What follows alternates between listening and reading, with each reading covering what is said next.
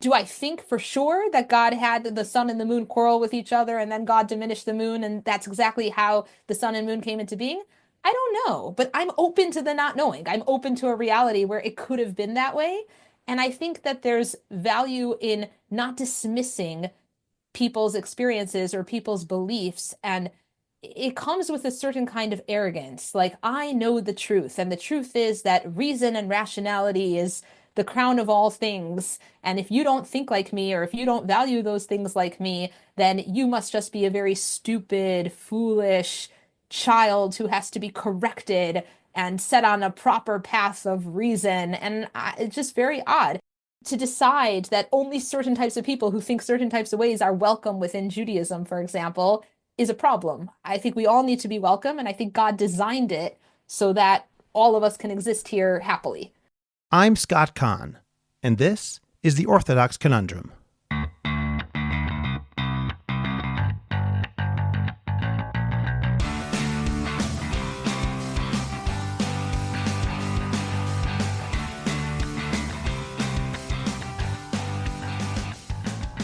This is the Orthodox Conundrum on JewishCoffeehouse.com. I'm Scott Kahn. Is Jewish education too focused upon a rationalist and scientific worldview such that we sometimes don't leave enough room for the imagination? I think that this may be true for large segments of the Orthodox world, particularly among the modern Orthodox population. While we dare not undermine the great advances that our scientific worldview has given humanity, an overemphasis on rationality can also eliminate wonder and mystery from our understanding of the universe, and that can undermine our ability to live a full and even colorful Judaism. This doesn't mean that we should deny a rationalist approach so much as it implies that we should not narrow Torah and Judaism so that only one approach is considered valid. Olivia Friedman is an educator who has given significant thought to this issue, and I was pleased to discuss how Jews in general, and Jewish teachers in particular, need to help cultivate the imagination in order to generate a fuller and richer Jewish experience. This doesn't mean that we should just pretend. Sometimes it means to open ourselves up to the fact that we actually know much less than we think we do.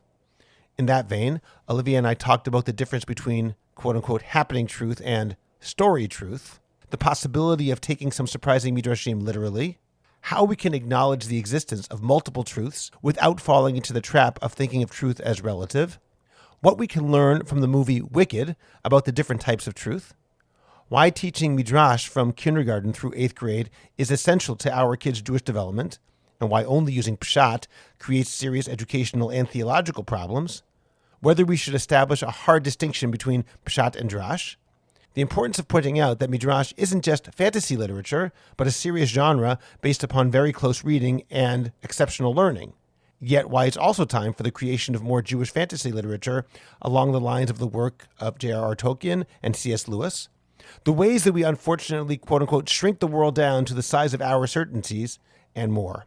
We'll get to that conversation in a minute. First, remember to subscribe to the Orthodox Conundrum podcast wherever you get your podcasts. Please rate it and write a review. Continue the conversation on Facebook by joining the Orthodox Conundrum discussion group. Subscribe to my Substack, Orthodox Conundrum Commentary. Check out the link in the description of this podcast to get your free subscription today. Finally, in 2024, the best way to promote your organization, your business, or yourself is to create a high-quality podcast. And JCH Podcast Productions can help you make that happen. Whether you want to learn how to start your own podcast or want to improve the podcast you already produce, we will make it happen. Write to us at aliza@jewishcoffeehouse.com. That's ALIZA @jewishcoffeehouse.com. And let's get started with your high-quality, memorable, and effective podcast. Olivia Friedman serves as a Judaics teacher at Jewish Leadership Academy in Miami. She previously taught at the Ida Crown Jewish Academy in Skokie, Illinois, and at Charles E. Smith Jewish Day School in Rockville, Maryland. She earned her master's in Bible from Bernard Revel Graduate School of Education, as well as a master's in teacher leadership with a concentration in gifted education from Northwestern. She also has a bachelor's in English literature from Stern College. Additionally, she completed the Matan Bellows Eshkolot Fellowship, which brings together Tanakh educators across Israel and the diaspora for advanced Tanakh study and professional development. She is the creator and writer of the Parsha for Kids podcast. Please note that Olivia is not a representative of Jewish Leadership Academy. All opinions are her own and do not represent the views of JLA.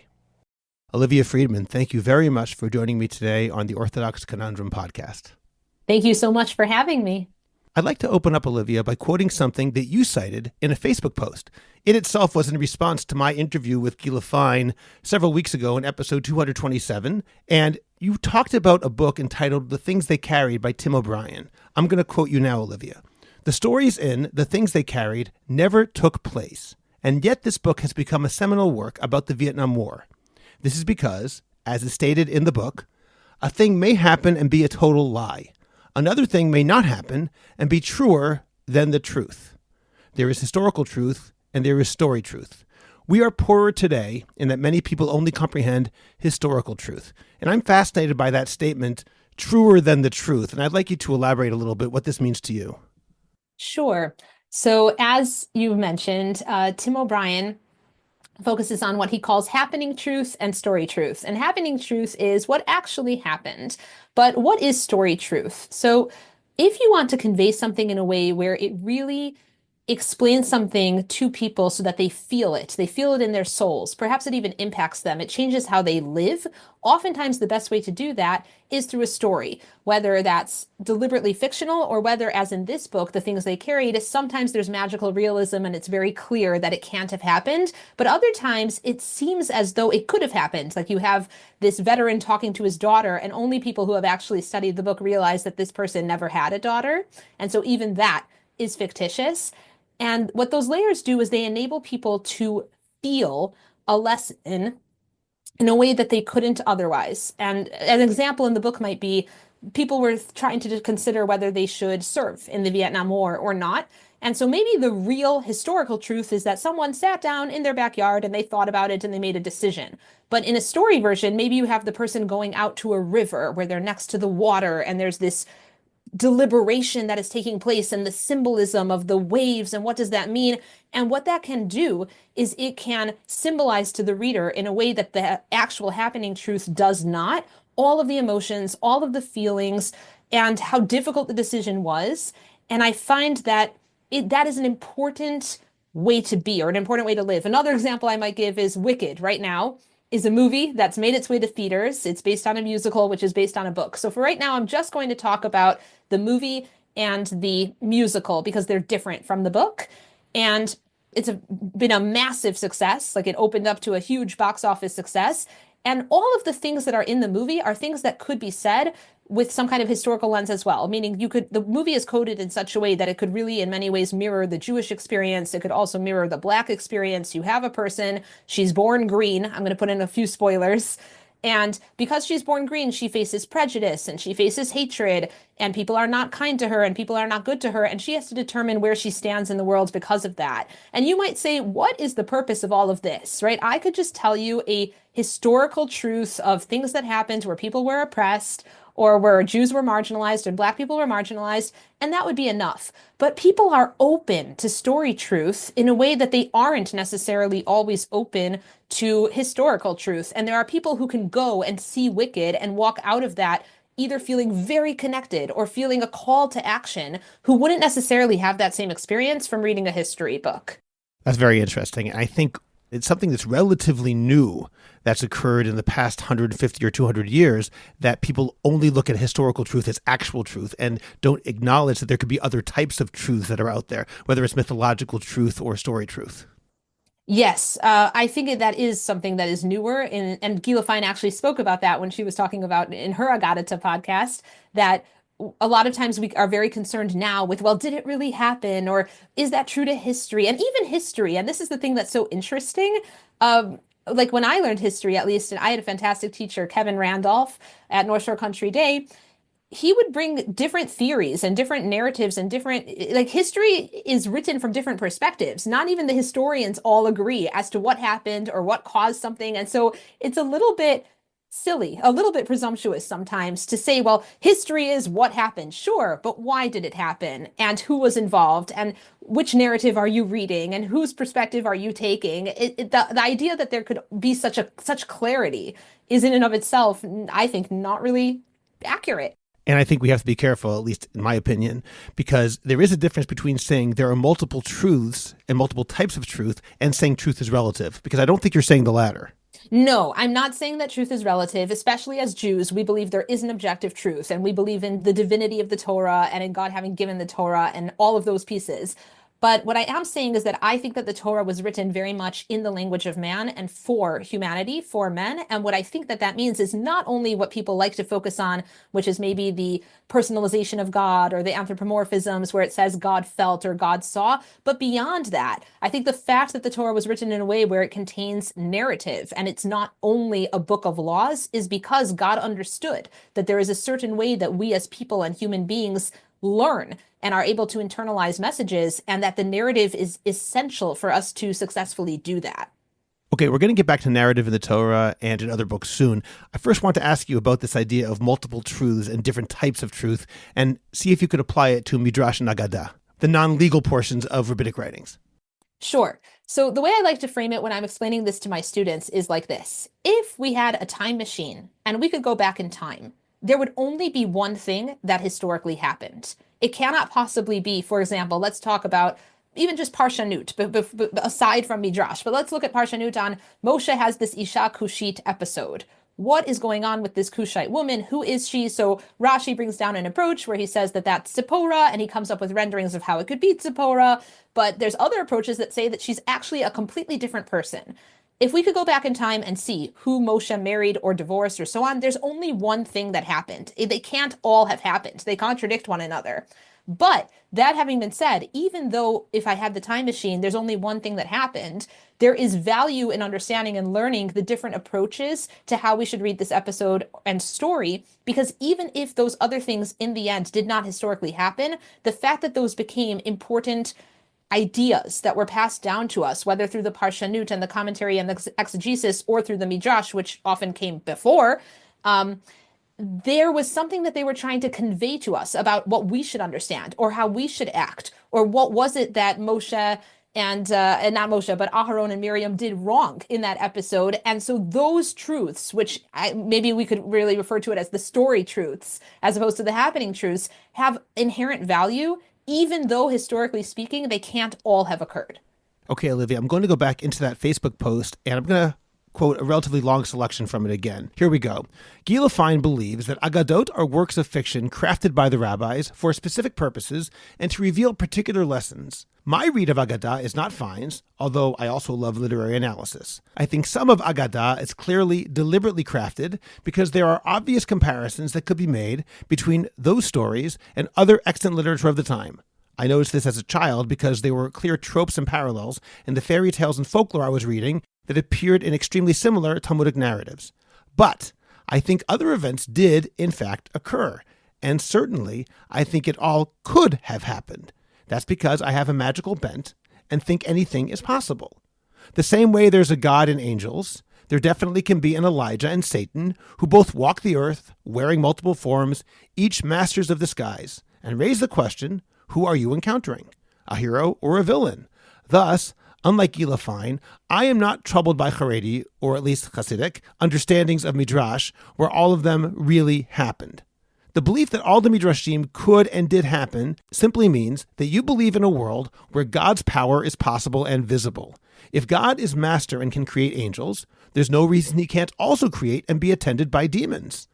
That willingness to engage with the mystical and magical and that which is beyond our comprehension is something that I think is positive about Haredi society and something that modern Orthodox society lacks, which is why much modern Orthodox schooling focuses on what I experience as the very dry, rationalist approach. Okay, this is very different from the way most people approach Midrash. Most people, I think, approach, I'll call it more Agadata in general, the broader form of non-legal portions of the Talmud or of the Midrashim, the stories that are there. They're almost apologetic, explaining, well, maybe it didn't happen, but we can learn this lesson from them. And here you're going in a very different direction. You're saying, why don't we assume that maybe it did happen? Maybe it did happen, and if we deny that it can happen, aren't we in some ways denying God's power in some way? Or at least saying we know how God interacts with the world more than we necessarily should. Could you comment a little bit about what you mean by this? Absolutely. And I think that I have to start with a premise that will clarify to the listener why I think what I think. I believe that God designed the Torah to work for every single kind of person. And I also believe that we have very different types of people and very different personalities in those people. So there's something called the Big Five uh, test. You could have a Big Five personality test, and that will tell you different interesting things about yourself with regard to particular aspects of yourself. So, for example, it will look at your openness to experience, and it will look at other things about you that could distinguish maybe conscientiousness, agreeableness, all different things like this. And unlike other personality tests like the MBTI and so on, the Big Five has actually been shown to be very accurate, and that the way people scale or the way people are rated on it is a good measure of who we are. And so the fact is this: there are going to be people who are much more methodical or detail oriented or focused and who are perhaps even more rigid in their schedule, and that's their personality. And maybe these are our mathematicians or our logicians.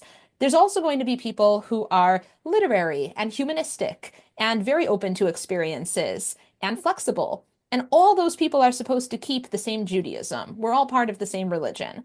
And so, to me, the way that I understand this is that God designed the Torah in such a way that it would be appealing to all of us and it would be able to be understood on those different levels or with those different layers. And so, for example, for someone like me, who's more of a literary person and who loves fun and who's flexible and spontaneous, and this is my personality, I love the fact that we have such colorful and vibrant and exciting stories and legends within our own tradition about fascinating characters, whether it is Eliyahu and the Satan, or whether it's about even the story of how the sun and the moon get made, where the sun and the moon quarrel with each other, and because of this, God has to diminish the moon and makes the stars. We have that in a lot of folklore. We have, origin stories. How did the camel get its hump, and so on. And we've got all these Jewish versions as well. So, to that point, it could be that none of it happened or little of it happened, and that we can get into these reasonings as to what's the deeper meaning and what's the message and things like that. And I think that's a perfectly valid approach and it's acceptable. But I also don't see what the harm would be in being open to mysticism or being open to the unknown or being open to the imaginary. Science has its way of explaining what happened. And just because science has one way, in my opinion, doesn't take away, doesn't diminish from the more literary aspect of how something happened. And I think it's possible that they could both be true, meaning that do I think for sure that God had the sun and the moon quarrel with each other and then God diminished the moon and that's exactly how the sun and moon came into being? I don't know, but I'm open to the not knowing. I'm open to a reality where it could have been that way. And I think that there's value in not dismissing people's experiences or people's beliefs. And it comes with a certain kind of arrogance. Like, I know the truth. And the truth is that reason and rationality is the crown of all things. And if you don't think like me, or if you don't value those things like me, then you must just be a very stupid, foolish child who has to be corrected and set on a proper path of reason. And it's just very odd. It reminds me a little also of Howard Gardner, multiple intelligences, where there's lots of different kinds of smart. So right now we happen to be living in a world that values, let's say, verbal intelligence or quantitative and mathematical intelligence and reason. But it wasn't always like this. And I can imagine a world where that's not the highest value. And so to decide that only certain types of people who think certain types of ways are welcome within Judaism, for example, is a problem. I think we all need to be welcome, and I think God designed it so that all of us can exist here happily. That's really an interesting way of looking at education. How do you integrate that approach, Olivia, with an education which, other than in this, looks at things from a pretty much rationalistic perspective exclusively? When they're in science class, they don't say, well, physics says this, but magic says this. Or the mythology that we know says something quite different, and who knows which is really true. We know that when it comes to certain fields, we say, well, we know what's true. If science says this, that's the way that it is. So how do you open people up to this way of thinking about things without making them think that they're living in a fantasy land that's not real? For sure. So first of all, I just want to take issue with science says this and therefore that is what it is. It's just not true. If you've actually studied science over the years, meaning right now we may think that something's true, but if you look at all the models that what they thought a cell was or how atoms worked and what quantum physics and quantum mechanics are, we are constantly having our knowledge stretched, changed, and things are possible that we never thought were possible before. And so, what some people call magic, other people will call high tech. It's a lot of it is in the perspective of how you look at it, in my opinion. And so I, for example, think that the world is filled with wonder and it's full of excitement. And for example, AI, right? Artificial intelligence, people are very concerned about artificial intelligence and they think that maybe it's going to cause the end of the world. I don't think so. I think that we're going to come up with very good and creative and helpful and interesting ways to use it.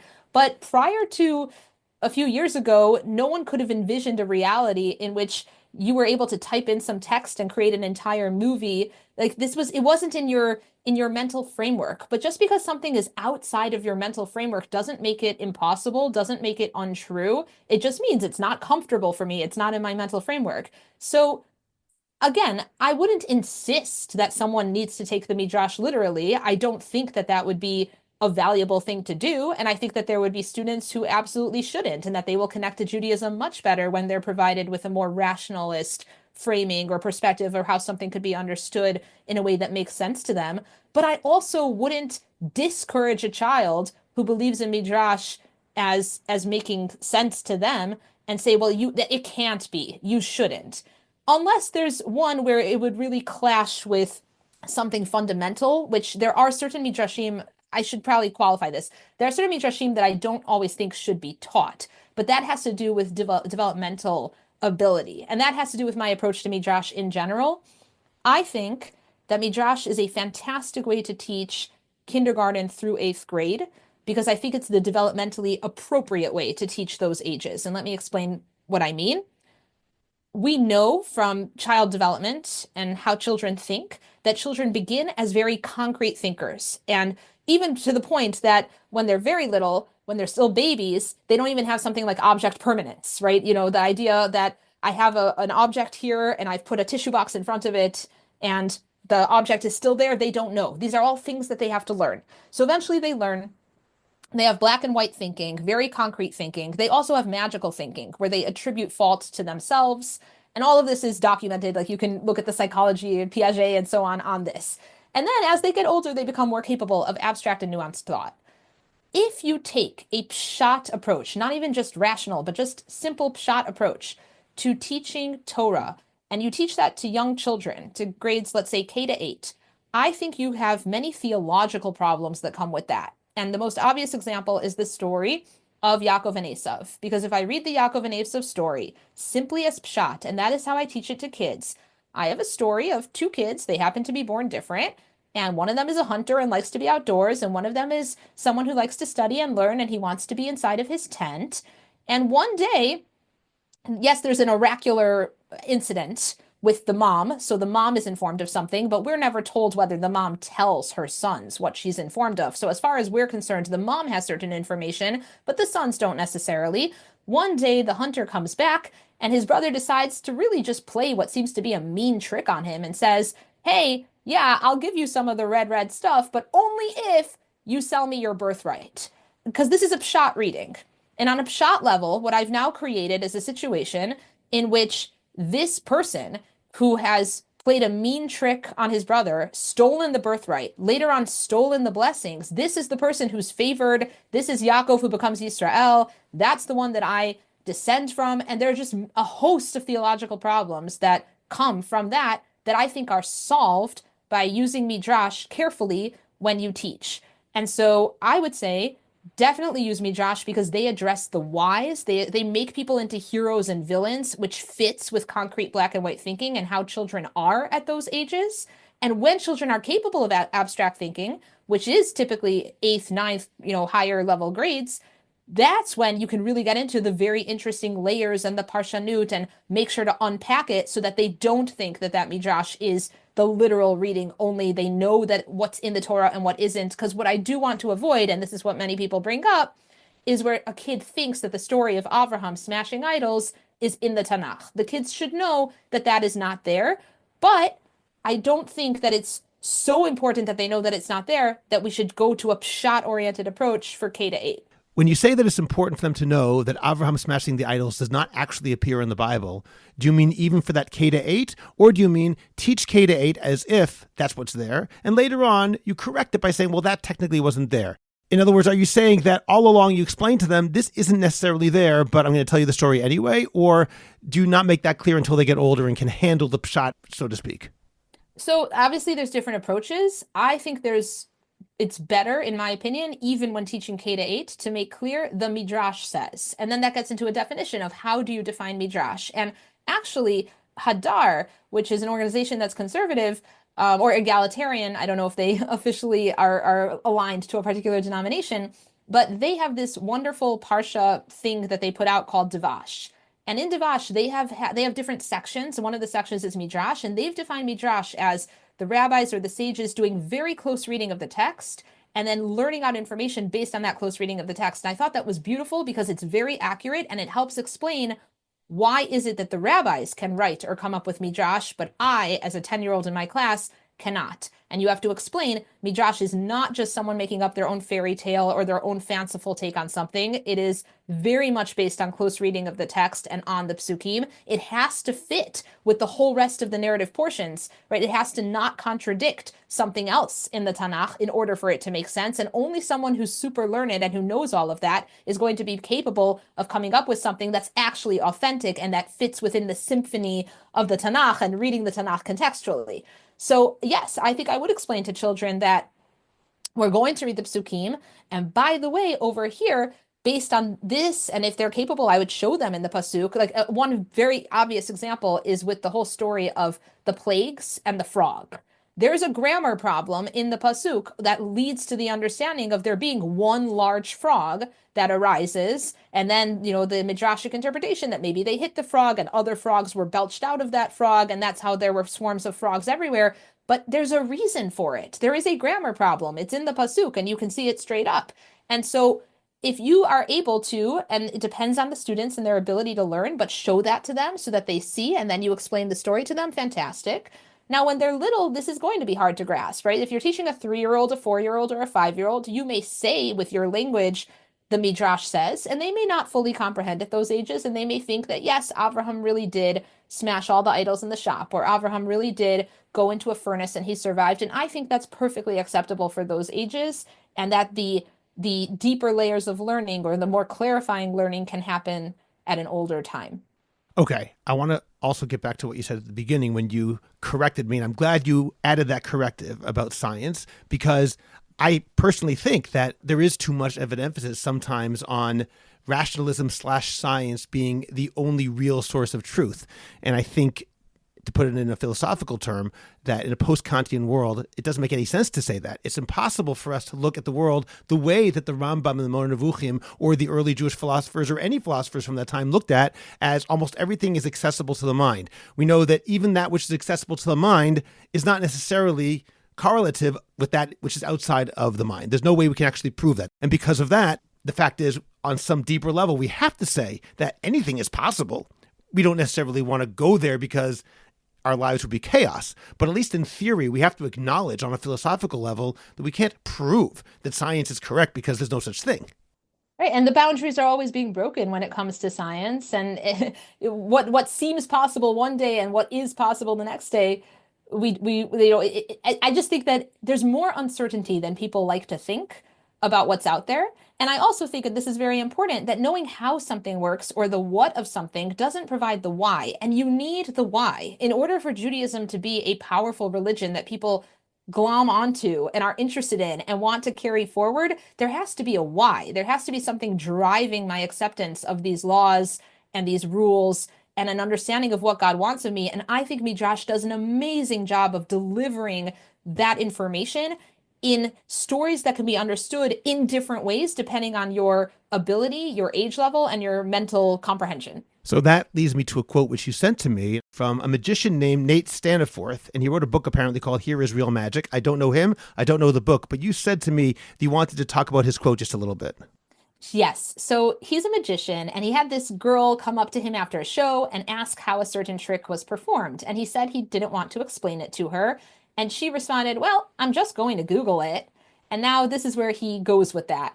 "I'm just going to Google it." There. In one sentence, she had identified something new in the world, some new way of seeing things or thinking about things. Here was the cynicism of our modern age, and I despised it. Information is now so easy to find that few of us are strong enough to resist the temptation of presuming we already know more than we actually do. Our worldviews are still built on the foundations of our own limited understanding, but we now live under the dangerous illusion that they are reinforced and supported by all the knowledge that has ever existed. If I don't have the answers now, I can find them, the thinking goes, and without even noticing, we shrink our world down to the size of our certainties. Here is a blind spot in our culture, created both by the habitual, almost systemic mistaking of information for understanding, and by the assumption that a complete understanding of anything can be attained with enough information. This view of the world reduces everything and everyone to bits of data, some known, some still unknown, but all knowable, and reduces wonder to a mere absence of information, as if the simple brute fact of our own existence isn't mystery enough to keep you up for a week if you really consider it. Oh, that we so easily say about anything we don't understand. I'm sure we have that all sorted out.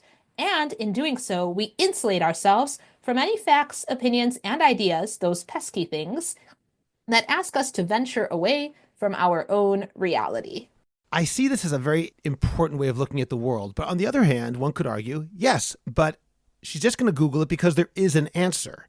In other words, sometimes it's important to allow wonder to exist. But if the answer was, it's magic, but it's not, then it's just self-delusion. Let me cite Rav Steinsaltz, Zatzal, who in a certain book of his talks about the difference between a fake secret and a real secret. He said a fake secret is the magician's secret. The entire secret and the entire wonder associated with the secret is predicated on somebody else's ignorance. As soon as you know how it's done, the wonder goes away. The secret is now known. A real secret, he said, and he uses the example of Breshit, is something that the more you know about it, the more you see about it, the more you open the door, the more mysterious it becomes. He says the first parak of Breshit is a perfect example of a real secret. Every time you answer one question, two new questions appear. The more you shine light on it, the more mysterious it becomes. In this particular quote, even though I believe it's important for us to have wonder in our lives, this is a wonder which is based on a fake secret, on pretending that there's something wondrous when in fact there really isn't.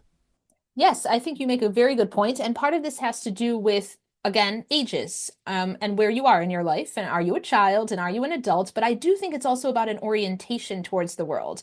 And I think an orientation of curiosity and of wonder is very valuable. And I think it's lacking. And I think it's lacking everywhere. This isn't an indictment of specifically the modern Orthodox. I think overall, we are inculcated with so much. We, just by turning on our phones, have access to so much that there is this feeling of there's always an answer. I can always figure it out. And the idea that I could stand in front of something that is so awesome or so overwhelming or so powerful or so unusual or so challenging that maybe I can't figure it out, I think we've gotten to a point where that's harder. That's harder for people.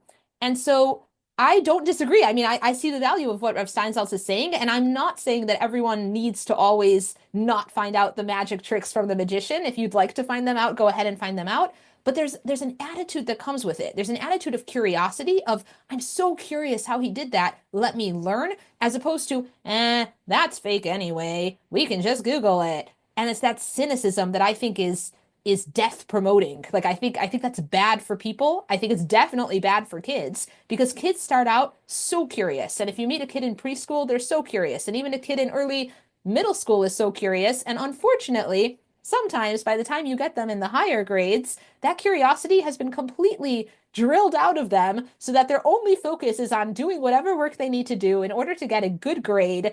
And that's not how to live in a world. Like the way to live is, in my opinion, having an orientation of openness, wonder, curiosity, awe, which does not have to be through this particular means of the magician, but is, at least in Judaism, I think for sure we have so much that we're supposed to be amazed by and overwhelmed by. And if we actually were able to have the kavanah and the intention when we prayed every day and we thought about what the meaning of the prayers were about a God who created the world and the cosmos and who makes the human body, we would be filled with wonder. I'm going to raise Rav Soloveitchik in Halachic Man because Rav Soloveitchik there says that if anything exists in the Torah, if anything is written in the Torah, it must be there for normative, namely halachic purposes. For example, if the Torah wrote about the creation of the world. It must be there to teach us that man must be a creator. That's how Rav Soloveitchik mentions it there. Now, how much Rav Soloveitchik was stating his own opinion versus stating a point of view that's representative of the Brisker Derech, that's a different question. But this certainly is an approach, that the narrative portions are only there in as much as they teach us halacha. I would still argue, though, that even according to that extreme halachicist approach, the Torah still obviously did teach some laws as direct laws and other laws in a narrative form. So narrative must matter. So Olivia, if you can just comment a little bit about that idea of why narrative matters in the Torah itself in terms of the issues you're talking about today. Yeah, I want to start though with Rabbi Soloveitchik because the same Rabbi Soloveitchik actually writes about Musar Avicha and Torat Imecha. And when he does that, and granted that not everyone is going to like his framing within gender roles, but I think there is something very valuable about his approach. He talks about how Musar Avicha is very much this more halachic textual system. We're going to learn Talmud together. We're going to learn Torah together. This idea. But the Torat Imecha that he describes when he's writing about his mother is it's an entire orientation towards living. It's a love for Judaism and the mitzvot. Maybe it's what Shabbat and Chagim feel like in your house. And Rabbi Soloveitchik lamented many times throughout his books that he felt he wasn't able to give that over to his students in the way that he wanted, that they could learn his Torah from him, they could learn halacha from him, but they weren't somehow able to grasp this entire experience that he had of a romance with the Creator. And I think that even he would potentially agree that there is value when we're looking at the narrative portions of the Torah and versus, the clear legal halachic pieces. That's what narrative provides. Narrative is letting you know, what is my relationship with God like? What is it founded upon? What does it mean that I'm a chosen person? What are my heroes in the Tanakh like? And then you get to see these experiences where even though Avraham and Lot part ways with each other, still Avraham goes and rescues him when Lot gets himself into trouble. And he doesn't say, well, you had an opportunity to stick with me. You squandered that opportunity. I don't care about you anymore. No, he goes off and he gets involved. And you have the same with Moshe, who chooses to get himself involved over and over with people that he's not even connected to because he also gets involved with the Midianite shepherdesses who are being harassed. And so if you didn't have those portions of what do these laws look like when they're lived properly and when they're put into action, you would be absolutely missing the why of Judaism. And you would be left with a rule book of a lot of laws without any understanding of why you should care about those laws. And I think what the midrash does is it deepens those connections where it tells you even more about what's going on here. How do we make this theologically make sense? One thing that the Midrash does really beautifully is they make sure that there's always midah keneged midah involved. It's a very justice-based system. So if someone was evil, they should get their just desserts. And if it's not clear how they got their just desserts, we're going to figure out how they can be killed off by Midrash. And we can come up with a way that they do get their end, they end the way that they should. And so there's a lot of value to that, especially if you're a child and you're learning that as a child.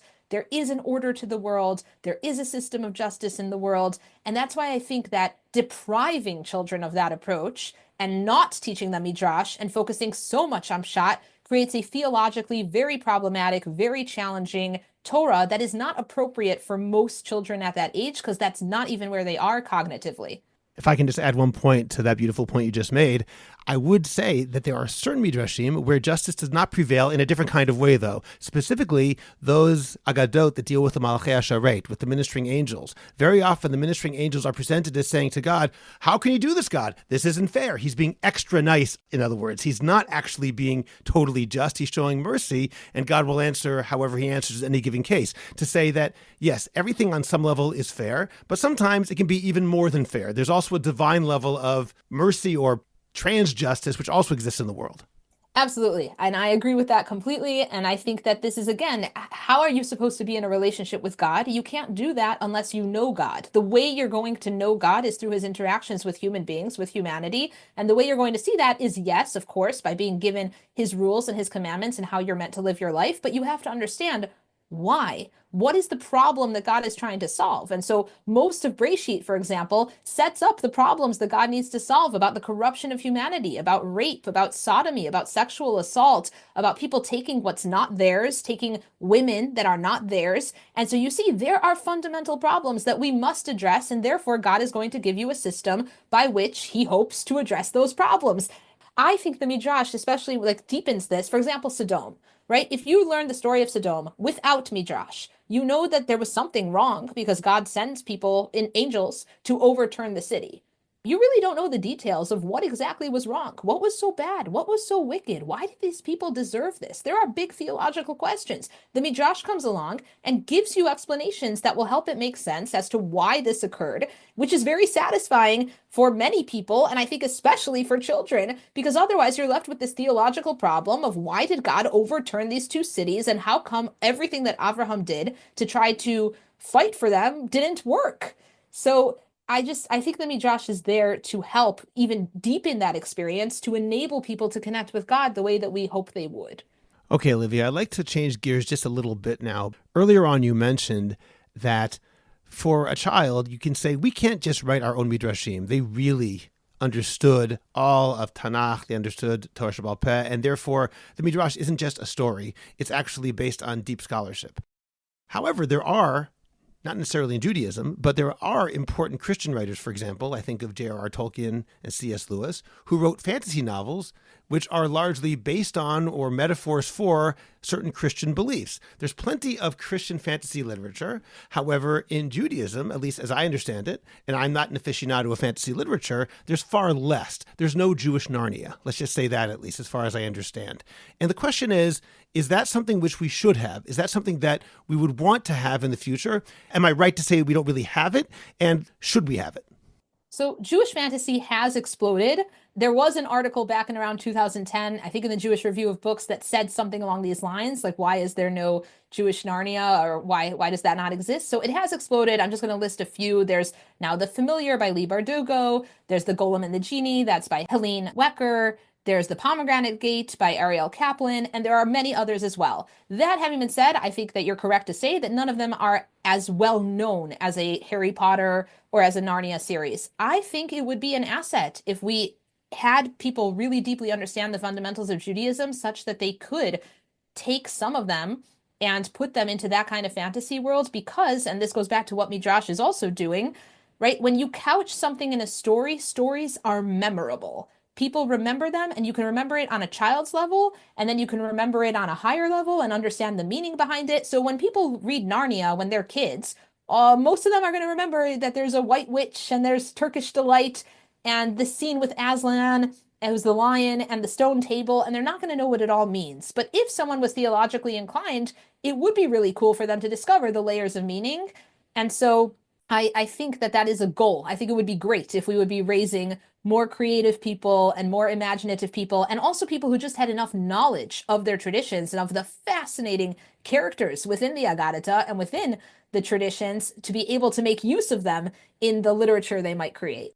To a certain degree, I would say that the closest thing we have, at least in traditional Jewish literature, are the stories of Rabbi Nachman of Breslov. To me, those are close to being fantasy literature. There's all sorts of magical things that are happening. There are things that are happening in a dreamscape of sorts.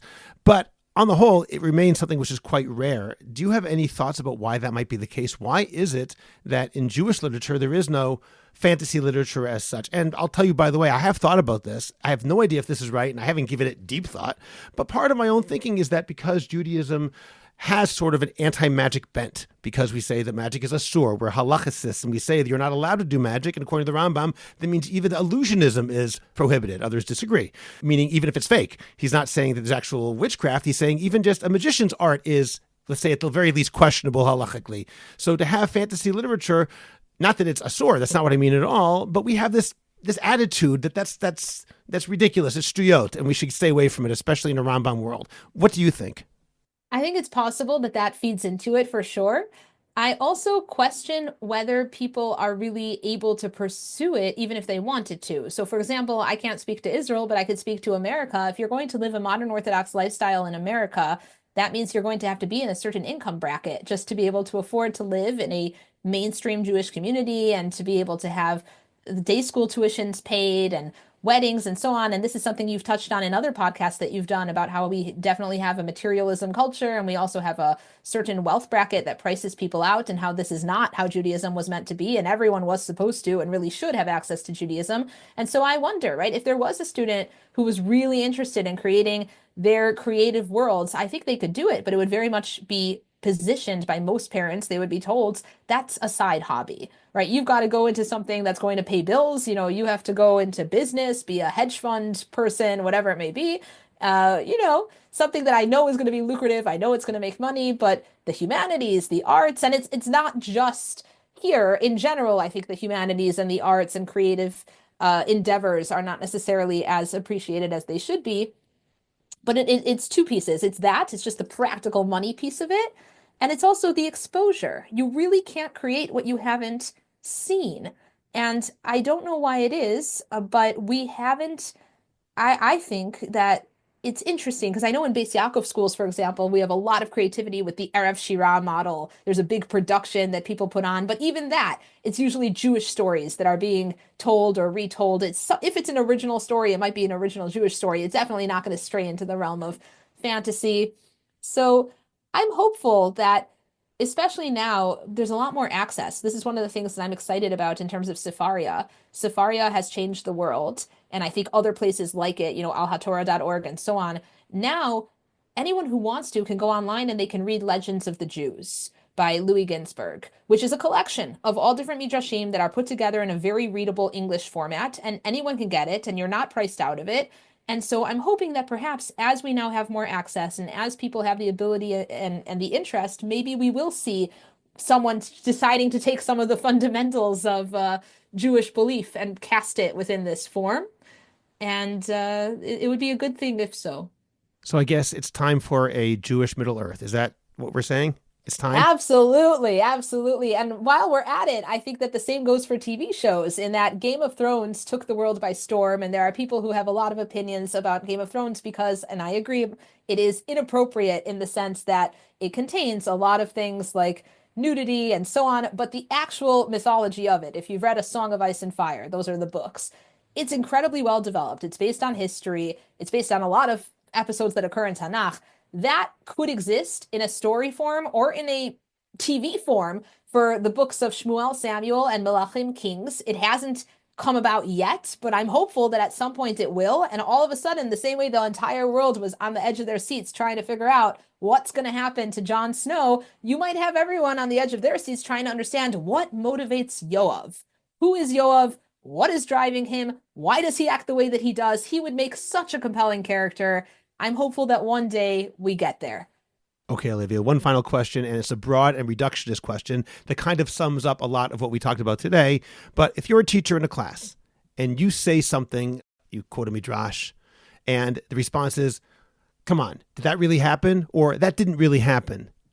What do you say to that child? And obviously it depends on the age, but I said it's a broad and reductionist question. Sure. No. So I would say that's definitely possible because we go back to our time capsule idea. If I took you back in time in a time machine and we went and we tried to see which one of these is the historical reality, there's only one. And it could be that this one is not that one. And I'm happy to teach you, especially at the high school level. And I do this, I teach this in my high school level classes. Here is a rationalistic way to approach this story. Here's how different thinkers have approached this story. Maybe there are even thinkers in our tradition who view this story as a parable or as a metaphor. I will show you that approach.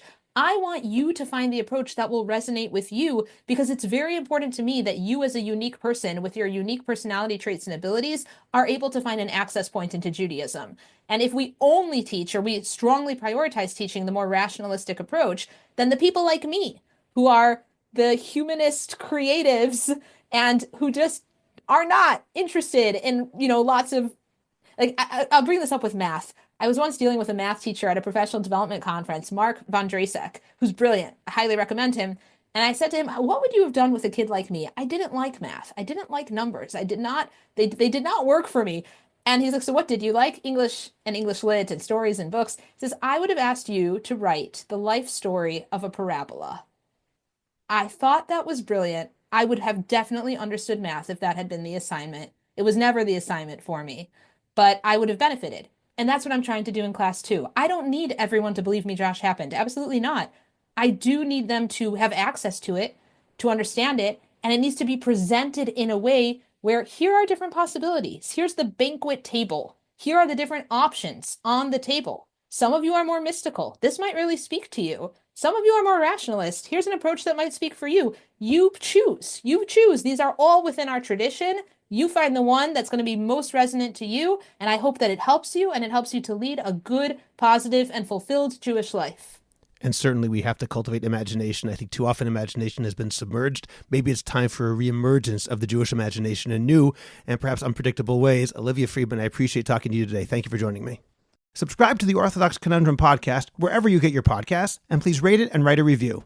Please visit jewishcoffeehouse.com for other episodes of the Orthodox Conundrum, as well as many other great podcasts, including Intimate Judaism, the Maimonides Minute, Chochmat Nashim, The Francisca Show, and Let My People Eat.